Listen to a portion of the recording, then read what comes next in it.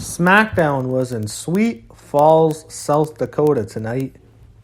You have the show start off with Randy Orton coming out, and he takes a long-ass time to come to the ring. It goes on for a while. He talks about the beatdown they put on Xavier Woods. It's a pretty good promo by Randy Orton. It's definitely Randy Orton. He's really passionate. He really gets into it. He's really good. There's a type of Randy Orton who just phones it in, and a type of Randy Orton who just, when he's on his game, is at the top of the roster. He's one of the best in the whole company. And this is what the kind of Randy Orton you want to see. He really is into this character. I think he's actually into this feud with Kofi because he remembers how big of a story that whole stupid incident was like 10 years ago. So I think it's kind of cool he's here. You had Kofi attack him with the Trouble in Paradise right away, and then you have the Revival come up. Kofi is able to fight them off, but Orton escapes, and Kofi, he stands tall, really pissed off what happened last night to Xavier. They have the announcers talk about the attacks on Roman Reigns, and whether or not Daniel Bryan's going to keep his promise to reveal the attacker. Man, this is going to be really strange how this ends up. Really weird. So up next, you have Andrade with Zelina Vega. He's against Apollo Cruz in a first-round King of the Ring tournament match. Not a bad matchup. Went on for a while. They had a good match. I enjoyed it. There was a couple of moments where it looked like Apollo Cruz was going to win. Apollo Cruz is very talented. I just feel it's probably better off for him to go to somewhere else because he's never even going to push in WWE. I don't think WWE ever has any use for him. He's small. He has a good look to him, and he's really big, and he's extremely athletic. He's fast. He's really agile, and he has a lot going for him. I think the biggest problem with Vince is he sees him as his height. He's small. He's not small. He's short. Short guy, it's a lot tougher. And I think he'd be better utilized in the AEW, so I hope he leaves. Not that I dislike him, I just think he'll be better utilized in AEW than he will be on the main roster in WWE. Andrade, on the other hand, definitely has a bright future, especially with Zelina. I think Zelina adds a lot to his gimmick. They cannot take her away from him. That'd be disastrous for him, in my opinion. But I think he has definitely more of a future, so it makes sense for him to win. So you look at the brackets. You have Kevin Owens and Elias later tonight. Then you have Daniel Bryan and Rowan walking backstage with the suspect covered in the black hood. All I can think of is 1999, 20 years ago, it was me all along, Austin, Vince. Remember the whole who was attacking Stephanie? It was me all along. I'm the higher power. It was me all along. Originally, I think that was going to be Christopher Daniels, if I'm not mistaken, but Vince changed his mind because he wasn't a big enough star. I'm pretty sure that was going to be Christopher Daniels. I could be wrong on that, but that's what I remember. You go to a horrible segment. Elias is walking backstage. He meets a referee, and he looks. The referee is like dressed in all sweaters and the hoodie on. Elias makes him reveal himself, and Elias asks, "Where's Drake Maverick?" He's hiding in a box, and Elias throws him back in the box. So next, you go back to the arena. And you have a moment of bliss. Alexa Bliss comes out. She's with Nikki Cross. Nikki Cross, I guess, is now just going to be Alexa Bliss's lackey. I'm still not buying them as a team. I like Alexa better as a single star. I'm not a huge fan of her on Nikki Cross as a team. They're going to push him for a while, but I prefer Alexa as a single star. I think she works better that way, in my opinion. But Alexa goes on for a while. She's wearing those tight-ass pants, so thank you, Alexa. Then all of a sudden, she introduces her guest, Charlotte Flair. Charlotte comes out, and Alexa talks to Charlotte about her victory over Trish Stratus at SummerSlam was passing the torch. Charlotte says nothing was passed, and then she asks about Bayley, and Charlotte says she's a bigger star than Bayley. She's more marketable than Bayley, which is true. WWE obviously thinks Charlotte's more marketable than Bayley. She gets on red carpet events. She's the face of the WWE. Bayley comes out, and she says at the end of the day, she is a champion, which makes her the best. And she knows that eats Charlotte alive. Charlotte brags that she's done that she's the one all the WWE Universe is talking about, and challenges Bayley to a match at Clash of Champions for the belt, which Bayley gladly accepts. And she shoves Charlotte off the stool, and she almost crashes into Alexa and Nikki. It was kind of funny. She liked that. It was a good dive. She shoved her hard. One thing I've noticed is you're going to have two big matches at Clash of Champions. I don't know why these two matches were at SummerSlam. Both the ones that you have Becky and Sasha, and you have Bayley and Charlotte. Those would both be great for Evolution. That would be a great Evolution if they were going to do another show. you go with those as your two top matches. Becky, Sasha, Bayley, Charlotte, both 4 horsewomen for the main 2 titles. I think that'd be much better than just doing it out of a Clash of Champions. I don't get it. I don't know why it was on the bigger show.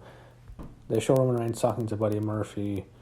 This storyline's kind of boring now.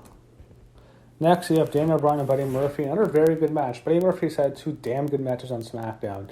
We'll see if Vince McMahon ever pushes this guy. I really don't see him getting past a certain level, mainly because of his height. So I think there is a limited future, unfortunately, for Buddy Murphy in the WWE. But 2 weeks in a row, he's had a damn good match with Roman Reigns last week and a damn good match with Daniel Bryan. He pins Daniel Bryan. Rowan messed it up. Buddy Murphy pins him with a 3 count after he hits his finisher. We'll see. Buddy Murphy, he's gaining some momentum. We'll see if they push him. Almost makes up for losing Alexa Bliss, right, buddy? No, nothing can. Man, that just sucks. Imagine losing someone like Alexa. Ugh. I feel bad for the guy. So they show Daniel Bryan backstage with the suspect. It was me. Imagine if it's Vince. That would be awesome. It was me all along, Roman. It was me. That'd be hilarious if they did that. That'd be funny.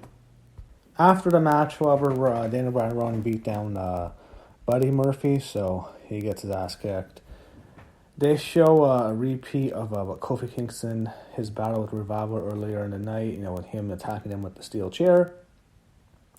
And the Revival are beat up, and they have to have tape around their waist. So they walk to the ring, and Wilder challenges Wilder and Dawson. They challenge a New Day for a tag team title match at Clash of Champions, so that'll be a good match. So Revival beat Happy Machinery. Tucker gets rolled up. It was a horrible looking roll up. Tucker's basically waiting to be counted 3, and he looks like he doesn't even know what's going on. Well, he does. It looks like he's just in place, and then he has to look shocked afterward, even though you can tell he had time to kick out. You go to an embarrassing backstage segment. You had Kayla Braxton interviewing Chad Gable. It was terrible. You had Sean Benjamin come out from the locker room and place a sign on the locker room door saying you're not tall enough to be in the King of the Ring tournament. This guy is another guy who really needs to go to AEW. He should be in AEW. You had Miz come out from Miz TV, and it's, who cares? Who cares about Miz TV? Yeah, I'm sorry, I'm just not. I can't get into it. It's one of those things where it goes on for a while.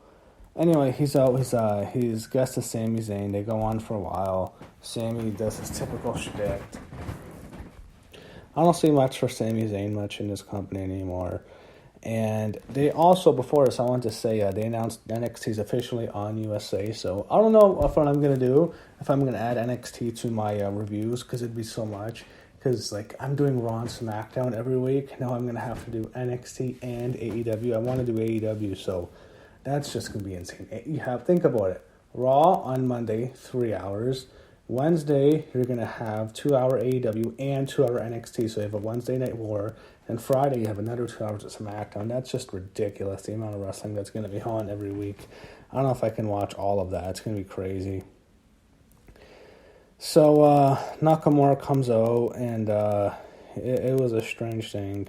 Nakamura attacks The Miz, and I don't even know what they were doing here. This was a really weird segment. They have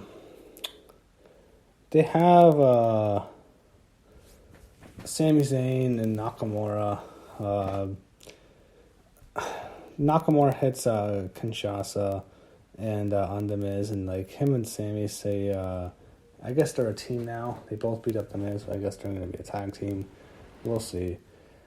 He'd have Daniel Bryan and Rowan continue to torture their suspect. You have Shane McMahon and Kevin Owens in the locker room. Kevin apologizes. He asks to shake Shane's hand. Shane says he is considering dropping the fine, and if he does anything else, he's fired.